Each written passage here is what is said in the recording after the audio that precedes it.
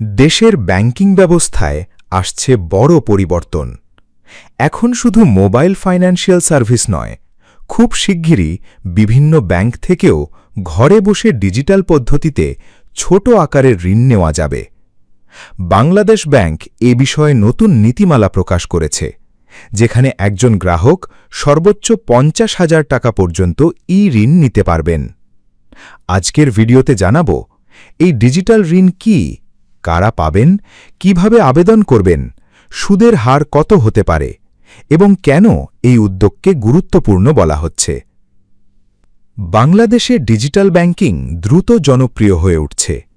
Mobile banking, online লেনদেন ও cashless পেমেন্টের ব্যবহার বাড়ার সঙ্গে সঙ্গে এবার ব্যাংক খাতেও চালু হচ্ছে ডিজিটাল ঋণ ব্যবস্থা। বাংলাদেশ ব্যাংকের নতুন নির্দেশনা অনুযায়ী দেশের ব্যাংকগুলো এখন নির্দিষ্ট নীতিমালার আওতায় ঋণ বা ডিজিটাল ঋণ প্রদান করতে পারবে। এর মূল লক্ষ্য হল সাধারণ মানুষকে সহজে ব্যাংকিং সেবার আওতায় আনা এবং নগদ টাকার ব্যবহার কমানো।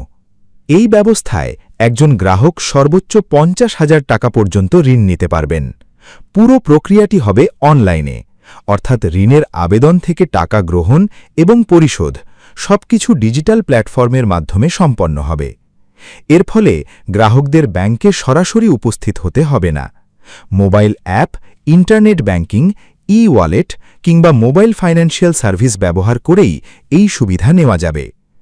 বর্তমানে দেশের কিছু প্রতিষ্ঠান পরীক্ষামূলকভাবে এ ধরনের সেবা চালু করেছে। বিশেষ করে মোবাইল ফাইন্যান্সিয়াল সার্ভিসের মাধ্যমে ক্ষুদ্র ঋণ দেওয়ার অভিজ্ঞতা ইতোমধ্যে ইতিবাচক ফল দিয়েছে। সেই অভিজ্ঞতার ভিত্তিতেই এবার বাণিজ্যিকভাবে এই সেবা চালু করা হয়েছে।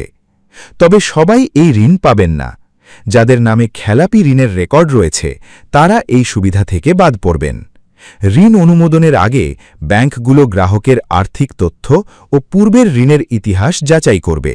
এখানে একটি গুরুত্বপূর্ণ বিষয় হল গ্রাহকের নিরাপত্তা নিশ্চিত করতে ওটিপি, 2 ফ্যাক্টর অথেন্টিকেশন ও বায়োমেট্রিক যাচাই ব্যবহার করা হবে। অর্থাৎ ডিজিটাল নিরাপত্তার বিষয়টিকে বিশেষ গুরুত্ব দেওয়া হয়েছে।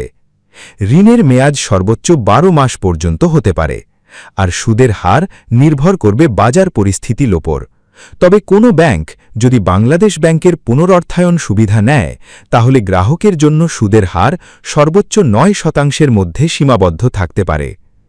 বাংলাদেশ ব্যাংক আরও জানিয়েছে, এই সেবা সরাসরি চালু করার আগে ব্যাংকগুলোকে পরীক্ষামূলক কার্যক্রম পরিচালনা করতে হবে।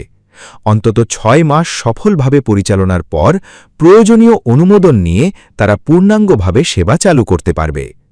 বিশেষজ্ঞদের মতে, এই উদ্যোগ সফল হলে দেশের অনেক সাধারণ মানুষ খুব সহজে ছোট অঙ্কের জরুরি ঋণ নিতে পারবেন। পাশাপাশি ডিজিটাল লেনদেন বাড়বে এবং ব্যাংকিং সেবা আরও মানুষের কাছে পৌঁছে যাবে। ডিজিটাল ঋণ ব্যবস্থা নিয়ে আপনার মতামত কি? আপনি কি মনে করেন এই উদ্যোগ সাধারণ মানুষের জন্য উপকারী হবে? কমেন্টে আপনার মতামত জানান। ভিডিওটি ভালো লাগলে লাইক দিন, শেয়ার করুন এবং নতুন আপডেট পেতে চ্যানেলটি সাবস্ক্রাইব করতে ভুলবেন না। ধন্যবাদ।